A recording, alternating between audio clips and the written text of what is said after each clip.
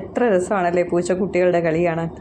നമ്മളും കുട്ടിക്കാലത്ത് ഇങ്ങനെയൊക്കെയല്ലേ, എവിടെയെന്നോ ഏതെന്നോ ഇല്ലാതെ കൂട്ടുകാരുമായി ചേർന്ന് കളിക്കുക, കളിച്ച് നടക്കുക, ഒത്തിരി രസങ്ങൾ ഉണ്ടാവും.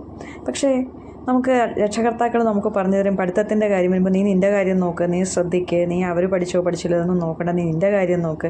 ചെറിയ കുട്ടിയായിരിക്കുമ്പോൾ തന്നെ നമുക്കത് പറഞ്ഞു തരും, നിൻ്റെ കാര്യം നോക്ക് പഠനത്തിൻ്റെ കാര്യത്തിൽ. അപ്പോൾ നമുക്ക് ചെറുപ്രായത്തിൽ കൺഫ്യൂഷൻസ് ഉണ്ടാവാറുണ്ട് പലപ്പോഴും. നമ്മൾ മാത്രം പഠിക്കുന്നു, നമ്മുടെ കൂട്ടുകാർ ചിലപ്പോൾ പഠിക്കുന്നില്ലായിരിക്കും, അവർക്ക് മാർക്ക് കുറയും. അതൊക്കെ നമുക്ക് അത്ഭുതവും വിഷമവും ഒക്കെ ചില സമയത്ത് ഉണ്ടാക്കും. പക്ഷേ കാലം ചെല്ലും തോറും നമുക്ക് മനസ്സിലാവും നമ്മൾ ഒറ്റപ്പെടുകയാണ്.